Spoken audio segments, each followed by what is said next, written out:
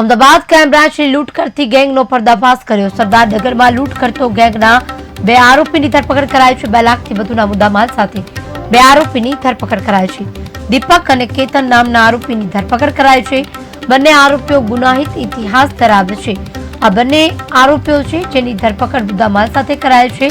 પૂછપરછ હાથ ધરાઈ રહી છે। અમદાવાદ ક્રાઇમ બ્રાન્ચે લૂંટ કરતી ગેંગનો પર્દાફાશ કર્યો છે। મહત્વનું છે કે આ ગેંગ છે તેના 2 આરોપી ઝડપાયા છે। આગળ કોણ કોણ સંડોવણી છે તે તપાસ હાથ ધરાઈ રહી છે। અમદાવાદ ક્રાઇમ બ્રાન્ચની લૂંટ કરતી ગેંગનો પર્દાફાશ પોલીસે કર્યો છે। સરદારનગરમાં લૂંટ કરતા ગેંગના 2 આરોપીને ઝડપી પાડવામાં આવ્યા છે। 2 લાખથી વધુનો મુદ્દામાલ સાથે 2 આરોપીની ધરપકડ કરાઈ છે। દીપક અને કેતન નામના આરોપીની ધરપકડ કરી લેવામાં આવી છે। બંને આરોપીઓ છે તે અગાઉ પણ ગુનાહિત ઇતિહાસ ધરાવે છે જેની આગળ કાર્યવાહી હાથ ધરવામાં આવી છે। અત્યારે ગેંગમાં માત્ર 2 જ આરોપી ઝડપાયા છે। તેમની સાથે કોણ છે, કોના કહેવાથી ક્યાં કરતા હતા, સમગ્ર બાબતે તપાસનો ધમધમાટ શરૂ કરાયો છે।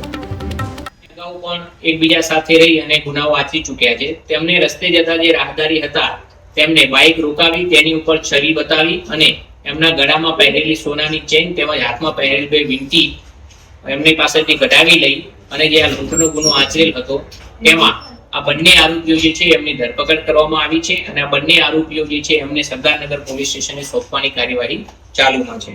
આ બંને આરોપીઓએ આ સિવાય પણ અન્ય 2 ગુના જે છે એના આચરેલાની હકીકત છે।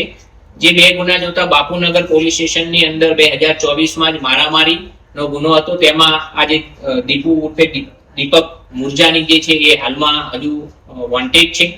તેમજ સેમ દિવસે ગેલેક્સી અંડરબ્રિજના નાકા ઉપર એક પટણી સમાજના જે ભાઈ છે તે જેમને લારી લઈને ઉભા હતા ત્યાં પણ ચપ્પો બતાવીને એમની પાસે જે વકરો હતો એ વકરો પણ છરીની અણીએ લૂંટી અને આ ભાઈ ત્યાંથી ભાગી ગયા હતા।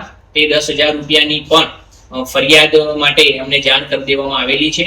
એટલે આમ આ બંને જે આરોપીઓ છે એમનો ગુનાહિત ઇતિહાસ પણ એમની વિરુદ્ધમાં દીપકની વિરુદ્ધમાં ટોટલ 10 ગુના છે અને 2022માં એને પાસા થયેલી હતી।